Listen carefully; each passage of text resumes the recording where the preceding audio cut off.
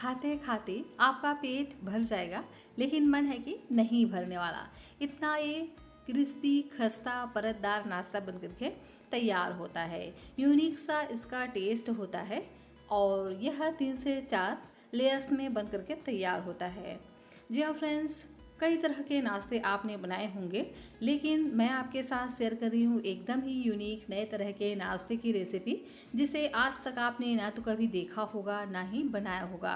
इतना ये tasty crispy करारा बन करके तैयार होगा कि देखते ही आपका बनाने का मन करेगा। तो लास्ट तक पूरी वीडियो को ज़रूर से देखिएगा, यह रेसिपी आपको बहुत ही ज़्यादा पसंद आने वाला है। Hello everyone, Ritu serial recipes में आपका स्वागत है। फ्रेंड्स, आज मैं आपके साथ शेयर कर रही हूँ पोहा और बेसन से बनने वाली एक और शानदार सी रेसिपी, जो खाने में इतना टेस्टी होता है कि इसे आप बार बार बनाना चाहेंगे। तो चलिए फ्रेंड्स, इसे हम बनाना स्टार्ट करते हैं। रेसिपी अगर आपको थोड़ी सी भी अच्छी लगे तो प्लीज़ आप वीडियो को लाइक, चैनल को सब्सक्राइब ज़रूर से कर लीजिएगा और अपने फ्रेंड्स और फैमिली के साथ शेयर भी ज़रूर से कर दीजिएगा। तो इस रेसिपी के लिए हम लेंगे आधा कटोरी पोहा और उतना ही हम यहाँ पर यूज़ करेंगे बेसन का। साथ ही यहाँ पर हम लेंगे एक कच्चा आलू। जी हाँ फ्रेंड्स, कच्चा आलू हर घर में अवेलेबल रहता है। इस रेसिपी के लिए उबले हुए आलू की भी आवश्यकता नहीं पड़ती है। तो सबसे पहले क्या करेंगे, आलू को हम बढ़िया से इस तरह से छील लेंगे। तो लीजिए, आलू को मैंने छील लिया है। अब हम क्या करेंगे, आलू को ग्रेट कर लेंगे। तो इस तरह से लेंगे एक छोटा वाला ग्रेटर और इससे हम बढ़िया से ग्रेट कर लेंगे। इस तरह से छोटे वाले ग्रेटर का अगर आप इस्तेमाल करेंगे ना, तो जो रेसिपी है बहुत ही बढ़िया से बन करके तैयार होगी। एकदम छोटे छोटे बारीक से लच्छे इस तरह से निकलेंगे, जिससे जो रेसिपी है बहुत ही आसानी से कम समय में पक करके तैयार हो जाते हैं। मैंने यहाँ पर एक बड़े साइज़ के आलू का इस्तेमाल किया है। अगर आप यहाँ पर छोटे साइज़ के आलू का इस्तेमाल कर रहे हैं तो यहाँ पर आप 2 पीस आलू ले लीजिएगा। तो लीजिए, आलू को मैंने बढ़िया से ग्रेट कर लिया है और लच्छेदार आलू हमारा बनकर के तैयार हो गया है। तो अब हम क्या करेंगे, आलू में डाल देते हैं पानी, ताकि जो आलू है ना बिल्कुल भी काले ना पड़े और इसमें जो स्टार्च रहता है उसको भी निकालना ज़रूरी है। अगर हमने इसको स्टार्च के साथ ही रेसिपी तैयार किया तो नाश्ता उतना ज़्यादा क्रिस्पी करारा नहीं बन पाता है। तो इसलिए इसको हम बढ़िया से धो लेंगे। सारा पानी इसका हमें निचोड़ लेना है, बिल्कुल भी इसमें पानी नहीं रहने देना है, इस बात का ध्यान रखिएगा। तो लीजिए, लच्छेदार आलू हमारा बनकर के तैयार हो गया है, देख ही सकते हैं इस तरह से। अब चलिए चलते हैं गैस के पास। यहाँ मैंने एक पैन लिया है, इसमें हम डाल देते हैं 1 छोटे चम्मच ऑयल और ऑयल को थोड़ा सा हम गर्म होने देंगे। उसके बाद डाल देंगे साबुत धनिया। तो आधा छोटा चम्मच यहाँ पर हम साबुत धनिया ऐड करेंगे और इसी के साथ ही में डाल देते हैं सौंफ। तो आधा छोटा चम्मच ही यहाँ पर हम सौंफ का इस्तेमाल करेंगे, इससे ना फ्लेवर बहुत ही बढ़िया आएगा। और इसी के साथ ही में अब हम इसमें ऐड करेंगे जीरा और साथ में डाल देते हैं अजवाइन। तो अजवाइन भी थोड़ा सा ज़रूर से ऐड करिएगा, इससे फ्लेवर बहुत ही बढ़िया आएगा। अब हम इन सभी चीज़ों को 1 मिनट के लिए भून लेते हैं। तो लीजिए, सभी चीज़ें बढ़िया से भून गई हैं। तो अब हम इसमें ऐड कर देते हैं अदरक। तो यहाँ मैंने 1 इंच जितना अदरक को इस तरह से ग्रेट करके ले लिया है। आप चाहें तो यहाँ पर अदरक और लहसुन का पेस्ट भी ऐड कर सकते हैं। और अब हम इसमें ऐड करेंगे कुछ सब्जियाँ। तो डाल देते हैं बारीक कटा हुआ शिमला मिर्च और साथ ही ऐड करेंगे गाजर। तो गाजर को हम इस तरह से ग्रेट करके ऐड करेंगे। आप चाहें तो इसको भी छोटे छोटे पीसेस में कट करके भी डाल सकते हैं। अब हम इन दोनों चीज़ों को 1 मिनट के लिए भून लेंगे और इसके बाद इसमें हम डाल देंगे बारीक कटा हुआ हरी मिर्च तीखेपन के लिए।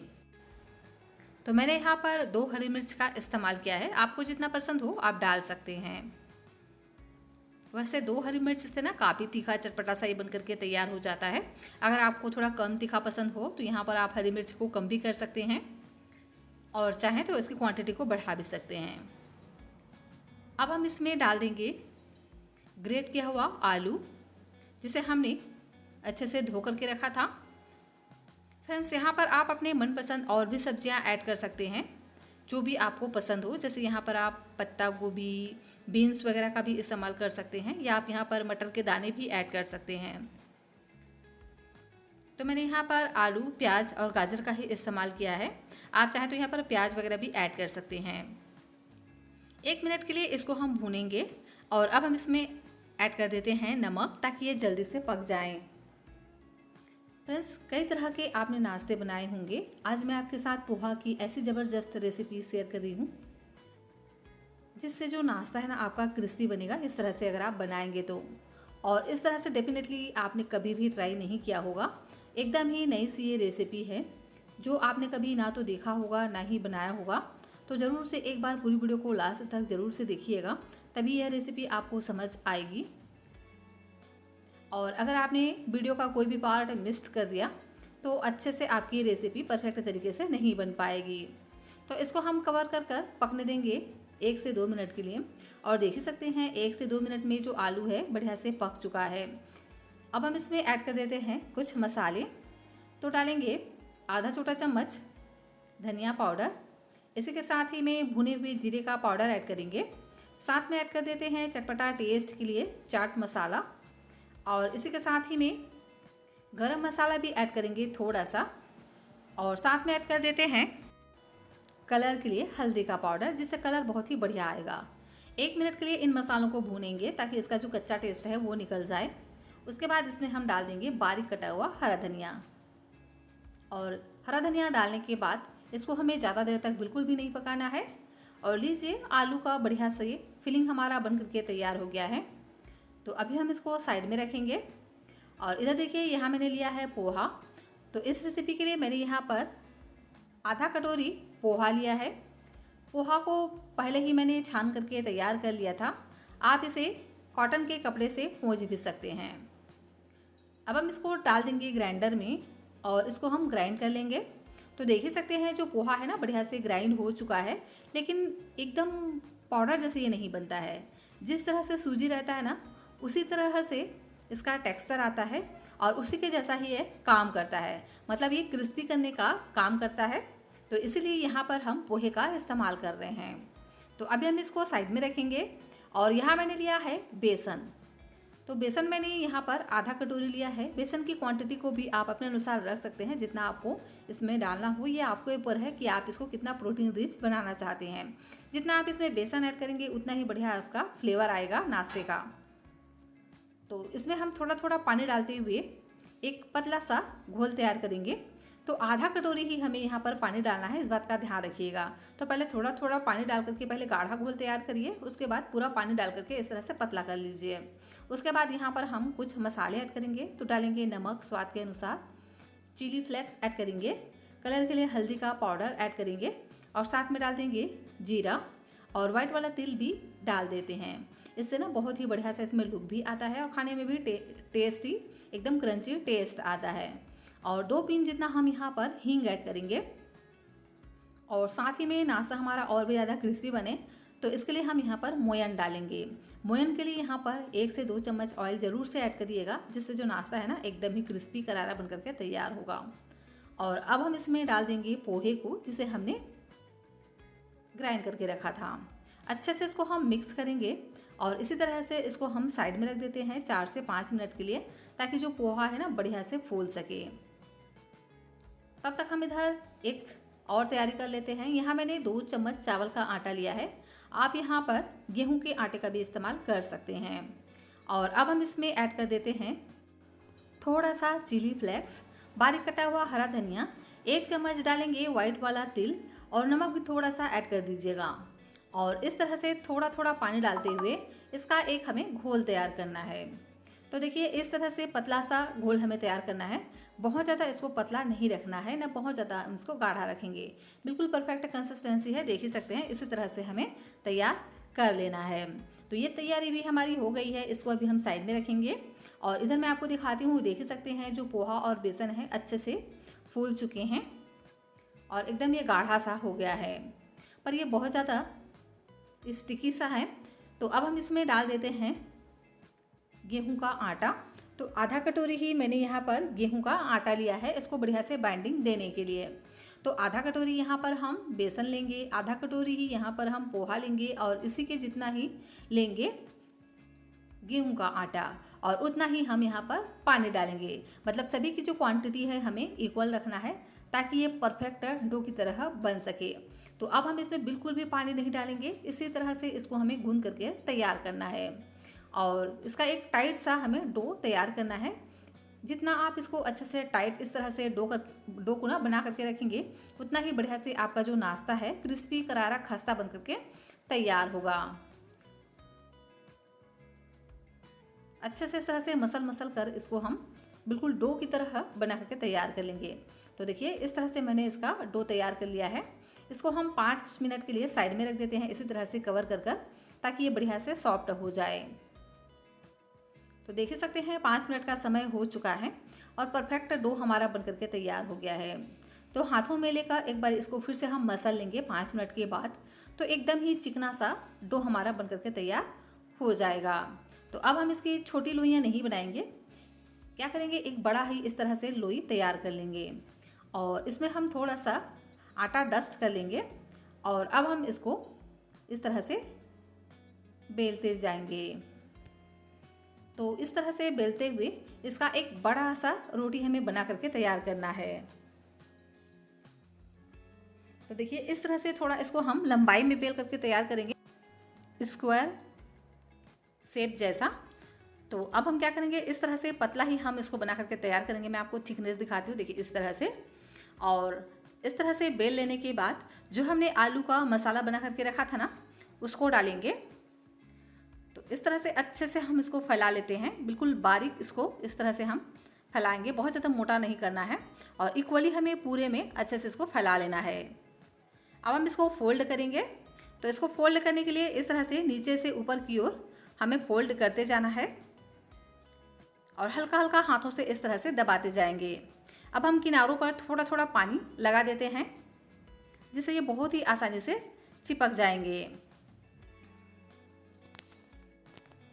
तो देख ही सकते हैं इस तरह से इसका आयताकार शेप की तरह इसको हम बना करके तैयार कर लेंगे। हल्का हल्का इसको इस तरह से हाथों से दबा दीजिएगा और इसके किनारों को इस तरह से हम हल्का हल्का कट कर लेंगे।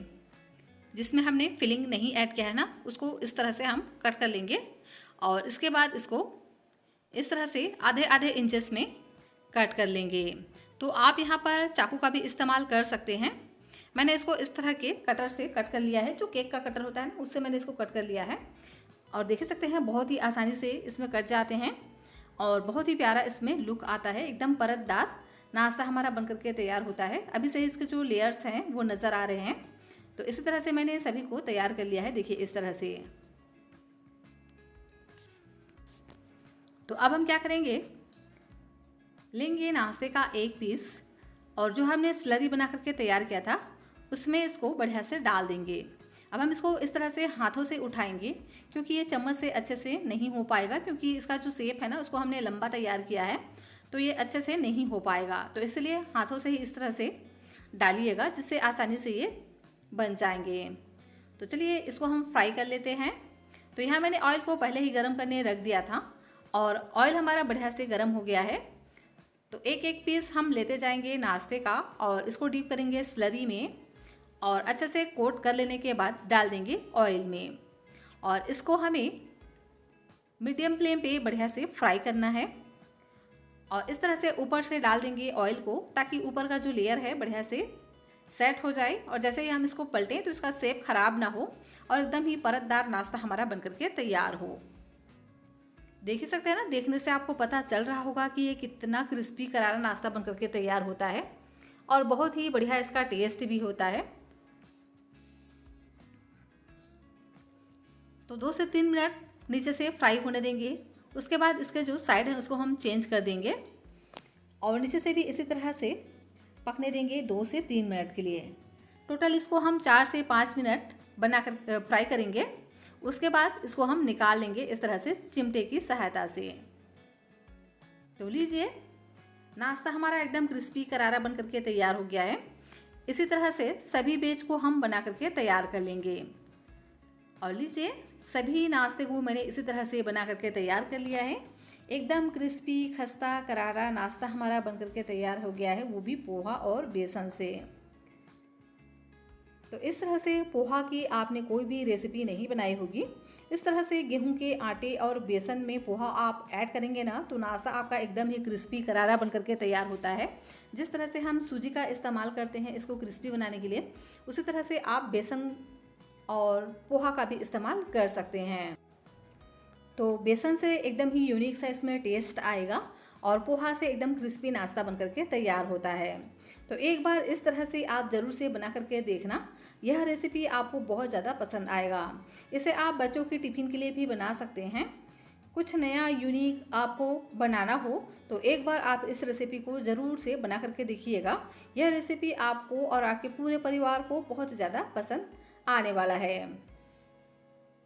इस रेसिपी को आप किसी भी चटनी के साथ सर्व कीजिए, यह आपको बहुत ज़्यादा पसंद आएंगे। मैं आपको तोड़कर कि यह कितना क्रिस्पी बन करके तैयार होता है। जितना ये दिखने में क्रिस्पी लग रहा है ना, उतना ही खाने में टेस्टी भी होते हैं। तो मैं आपको तोड़ करके दिखाती हूँ कि ये कितना क्रिस्पी खस्ता और करारा बना हुआ है। सुन सकते हैं इसकी आवाज़, है ना, पोहा बेसन की बहुत ही शानदार सी रेसिपी।